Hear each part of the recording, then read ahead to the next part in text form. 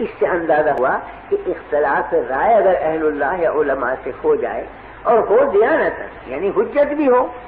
کوئی مذاکرہ نہیں، لیکن بے ادبی یا تمسخر یا تضحیق یہ کسی حالت میں جائز نہیں، اس لیے کہ بہرحال وہ عالم دین ہے جس سے آپ اختلاف کر رہے ہیں، اس کا مقام اور منصب نیابت رسول کا ہے، وہ نائب رسول ہے، اس کی عظمت واجب ہوگی۔ آپ امام ابی حنیفہ کے فقہ پہ عمل کرتے ہیں، 50 مسئلوں میں خلاف کرتے ہیں امام شافعی، لیکن ادنا درجے میں بے ادبی ذرہ برابر امام شافعی رحمہ اللہ کے قلب میں نہیں آ سکتی مومن کے، اس لیے کہ جیسے امام ابی حنیفہ واجب التعظیم ویسے امام شافعی واجب التعظیم، دونوں آفتاب اور مہتاب ہیں دین کے، دونوں سے نور حاصل ہو رہا ہے، برکت حاصل ہو رہی ہے، تو کس طرح سے جائز ہے کہ ادنا درجے کی گستاخی؟ تو گستاخی کرنا جہالت کی علامت ہے، استہزاء کرنا جہالت کی علامت ہے۔ موسیٰ علیہ السلام نے جب نصیحت کی ہے قوم کو اور فرمایا کہ یہ فلاں مقتول زندہ ہو جائے گا اگر بچڑے کا ذبح کر کے اس سے ملا دو، تو بنی اسرائیل کہتے ہیں کہ اتتخذنا ہزوا، کیا آپ مذاق کر رہے ہیں، زندگی کر رہے ہیں ہمارے ساتھ، کہاں بچڑا، کہاں اس کا ذبیحہ، کہاں مقتول کی لاش کو ملانے سے زندہ ہو جانا، کیا تعلق بچڑے کو اور زندگی کی؟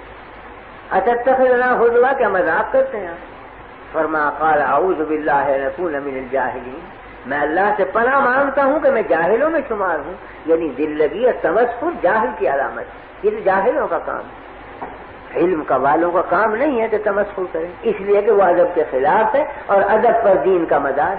تو تمسخر بے ادبی اور بے ادبی سے دین ضائع ہوتا۔ تو ایک ہے رائے کا اختلاف، ایک ہے کسی عالم سے مسلک کا اختلاف، لیکن ایک ہے اس کی بے ادبی، اختلاف جائز ہے، بے ادبی کسی حالت میں جائز نہیں۔ میں نے حضرت مولانا تھانوی رحمۃ اللہ علیہ کو دیکھا، مولانا احمد رضا خان صاحب مرحوم سے بڑا اختلاف، بہت سی چیزوں میں اختلاف، کہیں قیام کے مسئلے میں، کہیں عرس کے، کہیں میلاد کے، لیکن جب مجلس میں ذکر آتا تو فرماتے مولانا احمد رضا خان صاحب مرحوم، یہ فرماتے۔ ایک دفعہ مجلس میں بیٹھنے والے ایک شخص نے کہیں بلا مولانا کے احمد رضا کہہ دیا، تو حضرت نے ڈانٹا اور خفا ہوئے، فرمایا عالم تو ہیں اگر کہ اختلاف ہے رائے کا، تم منصب کب کی بے احترامی کرتے ہو، کس طرح جائز؟ رائے کا اختلاف اور چیز ہے، ایک عالم کی عزت کرنا اور چیز۔ تو بہرحال وہ حجت سے اختلاف کر رہے ہیں، یہ الگ چیز ہے کہ ہم اس کو خطا سمجھتے ہیں، ہم اس کو صحیح نہیں سمجھتے، لیکن جب وہ ایک حجت رکھتے ہیں غلط یا صحیح، تو حجت سے اختلاف کرنے کا حق حاصل ہے اہل علم کو، اس پہ توہین کا کیا مطلب، بے ادبی کا کیا مطلب؟ یہ برا سمجھا کہ لفظ مولانا نہ لگایا اس نے، حالانکہ مولانا تھانوی رحمۃ اللہ علیہ کے مد مقابل تو مولانا چھوڑ گئے، انتہائی گستاخی سے یاد کرتے ہیں، مگر مولانا اہل علم میں سے تھے، وہ تو نام اگر علم کا آیا تو ادب ضروری سمجھتے، چاہے مخالف ہو، چاہے بالکل معاند بھی ہو، مگر ادب کا رشتہ ہاتھ سے نہیں چھوڑتے۔ میں نے سنا واقعہ حضرت مولانا محمد قاسم صاحب رحمۃ اللہ علیہ نانوتوی کا کہ دہلی میں قیام تھا، تو حضرت کے خدام میں تھے وہاں چند حضرات مقیم، ایک تو حضرت شیخ الہند مولانا محمود حسن صاحب موجود تھے، دوسرے شاگرد مولانا احمد حسن صاحب محدث امروہی وہ بھی وہاں موجود تھے، حاجی امیر شاہ صاحب مرحوم وہ بھی حضرت کے خدام میں تھے، وہ بھی موجود تھے۔ تو مولانا احمد حسن صاحب مرحوم نے اپنے ہمجولیوں میں بیٹھ کر یہ فرمایا کہ بھئی دلی میں لال کنویں کی مسجد کے جو امام ہیں ان کی قرات بہت اچھی ہے، تو چلو کل صبح کی نماز ان کے پیچھے پڑھیں گے، قرآن شریف بہت اچھا پڑھیں۔ تو شیخ الہند رحمۃ اللہ علیہ نے غصے میں فرمایا کہ تمہیں شرم نہیں آتی بغیرت، وہ ہمارے حضرت نانوتوی کی تکفیر کرتا ہے وہ امام، ہم اس کے پیچھے نماز پڑھیں گے؟ جب وہ حضرت مولانا کو کافر کہتا ہے ہم نہیں پڑھیں گے ایسے شخص کے پیچھے نماز، اور کوئی ذرا سخت لہجہ اختیار ہے۔ یہ جملے حضرت نانوتوی کے کان میں پڑے، تو اگلے دن حضرت نانوتوی رحمۃ اللہ علیہ ان سب شاگردوں کو لے کر اسی مسجد میں پہنچے صبح کی نماز پڑھنے کے لیے، اسی امام کے پیچھے جا کے نماز پڑھی۔ نماز کا جب سلام پھیرا تو چونکہ لوگ اجنبی تھے یہ، تو نمازیوں نے دیکھا کہ بھئی ہیں تو کچھ علماء صورت مگر ہیں اجنبی، تو کچھ کے گوئیاں ہوئی کون ہے معلوم ہوا کہ تو حضرت مولانا محمد قاسم صاحب اور یہ ان کے شاگرد مولانا شیخ الہند محمود الحسن صاحب ہیں اور یہ مولانا احمد حسن محدث امروہی ان کے تلمیذ ہیں۔ اب امام کو سخت حیرت ہوئی کہ میں تو انہیں رات دن کافر کہتا ہوں اور یہ نماز پڑھیں آج۔ تو خود بڑھے وہ امام اور کہا کہ حضرت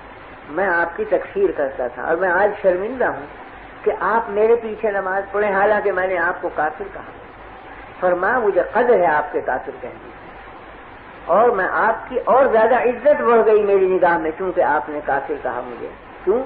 اس واسطے کہ آپ کو یہ روایت پہنچی کہ میں توہین کرتا ہوں رسول اللہ صلی اللہ علیہ وسلم کی، تو آپ کی غیرت ایمانی کا یہی تقاضا تھا کہ آپ مجھے کافر کہیں۔ ہاں البتہ شکایت اتنی ہے کہ وہ روایت غلط پہنچی، روایت کی تحقیق کر لینی چاہیے تھی کہ میں نے کی بھی ہے توہین یا نہیں، لیکن بہرحال تکفیر کی بنا ہے توہین رسول، اور توہین رسول جو مسلمان سنے گا تکفیر واجب ہے کرنا، کہ وہ کافر کہے وہ دائرہ اسلام سے خارج ہو گیا جو توہین کرے نبی کریم صلی اللہ علیہ وسلم کی۔ تو فرمایا میرے دل میں قدر ہے آپ کی قوت ایمانی کی کہ آپ نے مجھے کافر کہا، اس لیے کہ آپ کو یہ خبر پہنچی کہ میں توہین رسول کرتا ہوں۔ ہاں شکایت اتنی ہے کہ آپ تحقیق کر لیتے کہ یہ خبر صحیح ہے یا غلط، تو میں عرض کرنے یہ آیا ہوں کہ یہ خبر غلط ہے اور میں خود اس شخص کو دائرہ اسلام سے خارج سمجھتا ہوں جو ادنی درجے میں بھی توہین کرے نبی کریم صلی اللہ علیہ وسلم کی۔ اور اگر آپ کو یقین نہ آئے اور آپ سمجھتے ہیں میں کافر ہوں، میں اب آپ کے ہاتھ پر اسلام قبول کرتا ہوں، اشہد ان لا الہ الا اللہ و اشہد ان محمد رسول اللہ۔ وہ امام قدموں میں گرا، بچھا جاتا ہے بیچارہ۔ تو بات صرف یہی تھی کہ ان حضرات کے دلوں میں تواضع للہ اور ادب مع اللہ اس درجہ بڑھا ہوا تھا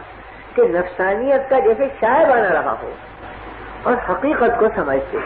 تو استہزاء یا تمسخر یا بے ادبی یہ تو بجائے خود ہے، بے قدری تک بھی نہیں کرتے تھے اپنے معاندوں کی، بلکہ صحیح محمل پر اتار کر یہ کہتے تھے کہ یہ جو ہمیں کافر کہتے ہیں یہ بھی ان کی قوت ایمانی کی دلیل ہے۔ البتہ انہیں تحقیق کر لینی چاہیے کہ واقعی میں ہم توہین رسول کرتے ہیں یا نہیں، ہم معاذ اللہ دشمنان رسول ہیں یا دوستان رسول ہیں، اس کی تحقیق ان پر واجب تھی۔ بلا تحقیق کے حکم نہیں لگانا چاہیے، لیکن جو حکم لگایا وہ صحیح ہے کیونکہ توہین رسول کرنے والا کبھی اسلام میں باقی نہیں رہ سکتا۔ تو میرے عرض کرنے کا مطلب یہ تھا کہ تعدب اور ادب یہ بنیاد ہے دین کی، جس کو عارف رومی نے کہا ہے نا کہ الخدا خواہم توفیق ادب، بے ادب محروم مان فضل رب۔ ہم اللہ سے توفیق چاہتے ہیں ادب کی، کیونکہ بے ادب محروم ہوتا ہے فضل خداوندی سے۔ حق تعالی شان کے یہاں اس کا کوئی مقام نہیں ہے جو گستاخ اور بے ادب